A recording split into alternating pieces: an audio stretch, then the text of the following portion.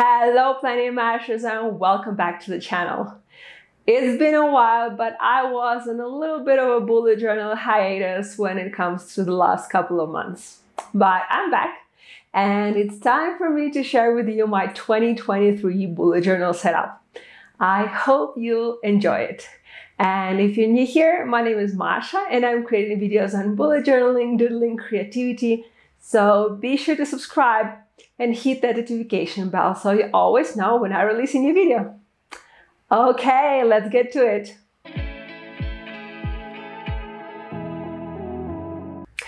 Okay, so there was a problem.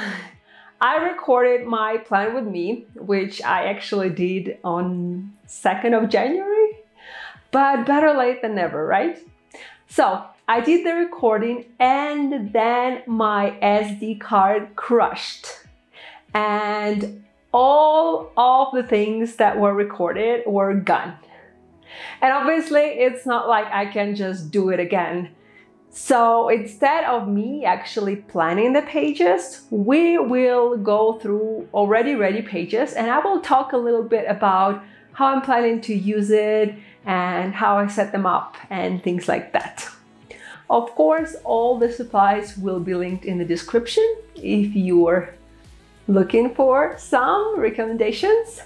And well, let's just get to it and let me show you what I created for 2023. Oh yeah, and before we go, I actually started a new journal. I know I always say that I don't like starting new journals in the new year. And I just started my Yama journal in August, I think. But a lot of things changed in my life. And I realized that I need more space for my planning. So I did move to a B5 journal. And so far, I'm loving it. I'm very excited to explore more, a little bit of the possibilities this larger size gives you. And well, I hope you will like these pages as well. So let's take a look. Okay, so this is my journal. And I won't lie, a big reason on why I decided to do a B5 was because I have this cover. And I'm obsessed with it. It just feels so nice. It has this little charm. It's just lovely. So yeah, let's just get right into it. For the first page, I did not do any kind of decorations. Honestly, I just didn't feel like it. I should probably at least name this journal though. But I even forgot that that's something I'm doing as well. Okay, so the first page is my future log. Finally, I actually have a whole year overview on one page. And yeah, so that's kind of my favorite format. I like having the entire year. And this gives me enough space to fill out whatever I need to write in the future log, which is usually just like big deadlines, birthdays, some holidays and stuff like that. And I wanted to mention that I did use a stencil for the letters. My hands are very shaky, so I needed a stencil for that. And if you're wondering which one I used, it will be linked in the description. So yeah, I kind of like this colorful but also kind of clean and minimalist look of the future log. Next up is my word of the year. And I always feel like this is the cover page of the journal. So the way I did it is I used washi tape first, and then I used like color pens on top, and then I just took off washi tape. It's a really simple thing to do and it creates like really fun patterns. My word for the year is success. And that's because I have a few big projects I want to accomplish. And it's just very important for me to make it work. And well, success is kind of the word for that. And just for myself, I also wrote here what success looks to me to be kind of very precise. So by the end of the year, if this is how I am, if this is what I achieved, this is success. Because it is a very broad term and it can mean many things. So I wanted to make sure that this means the right thing for me and that I don't forget what it means. Next up, so I'm kind of trying to do a lot of things for my mental health and mindfulness, and this is kind of a little bit connected to that.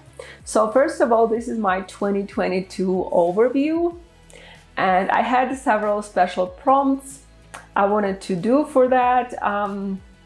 Basically to kind of start a new year with a good feeling for the last year. So even though 2022 was not like a very good year for me, I still found a lot of things that I'm grateful for, a lot of good things in my life, some things like that. So it's kind of just for me to close the chapter, to see that it was a good one and I learned a lot, and be ready to step into a new one. And these are my journaling prompts that I'm doing from now on. And now I'm thinking I should probably add some washi tape here. I feel like this space looks a little bit empty. But yeah, so I decided to add some journaling practices for myself this year. One for the morning, one for the evening. And I used to do that and I would do kind of a diary type of entries. But this year I kind of wanted to be more mindful and make it more kind of goal-oriented, if you will. So this kind of has a little bit of gratitude, it has some affirmations into it. Okay, next up. So this is my goals page, and it's not very pretty, but it is functional. So here I wrote down some tips for myself on how to think about goal setting and how to start setting your goals to make it like a success. Then this part is kind of about goal prepping, if you will. So before I set my goals, I do these things. I write things I'm grateful for, some things I want to release, so something I want to get rid of in my life, things that give me energy, and things that take energy from me. Then I wrote resolutions, and it's kind of a long process and it would take me forever to explain it here.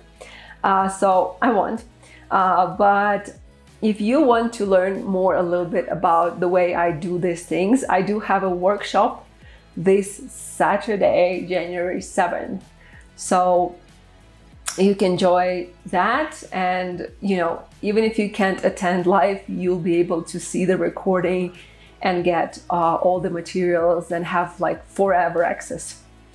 And so once I did all my prep work, I set my goals, and I kind of had two main goals, and then I wrote down a few ideas on how I can make that happen. That's kind of my goals.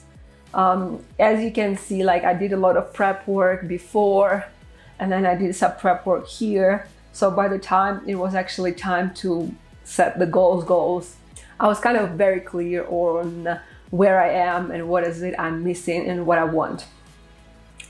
Okay, next up are my trackers, and this is me the first time trying a yearly tracker, but I realized that I don't always want to set up monthly trackers, but I do want to be able to track things. I have not been tracking for last, I think, 2 months, and it like I felt like I want to go back to tracking things.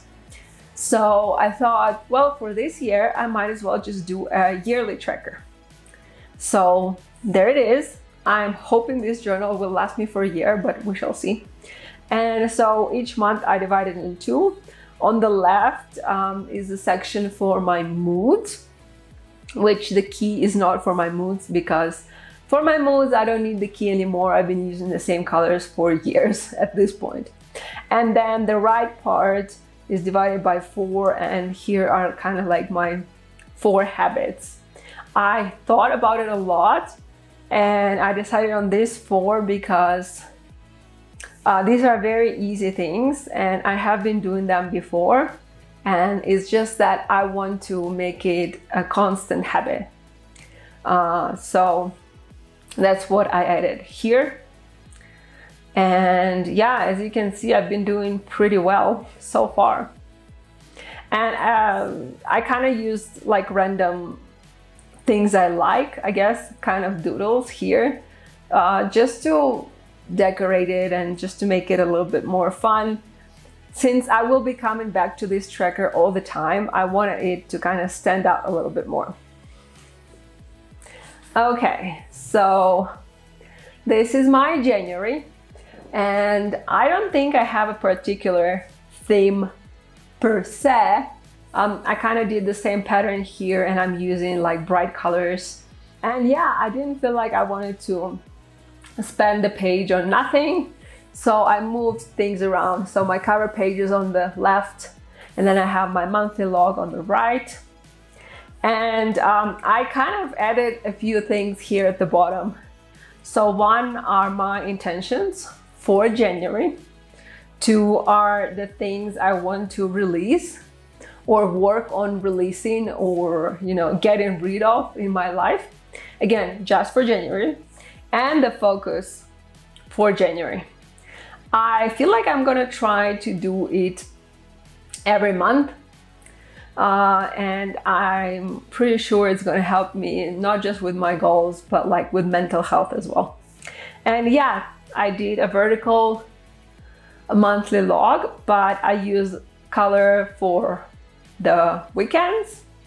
I kind of added more color just to have better definition between lines. And as you can see, I still have a little calendar here. So if I want a calendar view, I still have that. And nothing too interesting here, but I did like a big brain dump page on this side, where I'm just gonna like dump whatever tasks and everything I can come up with. And well, this is kind of like my current weekly. As you can see, I'm not really setting up a separate weekly. So I have this little thing which tells me about deadlines and events and stuff like that. And then I just go kind of day by day. So I'm kind of planning of keep on doing things the same way. If I feel more creative, I might kind of add more decorations later on. But for now, this is the format that I need. This is the format that works for me. So that's what I'm going with. Well, that's about it. Those were my 2023 pages. And so far, they're working very well. I enjoy using them. And I kind of like the simplicity of all the designs, but we'll see. Maybe later during the year, I'll get some inspiration to try do something a little bit more doodly or creative. I hope you like this video, and I will see you in the next one. Keep bullet journaling and don't be a blob. Bye!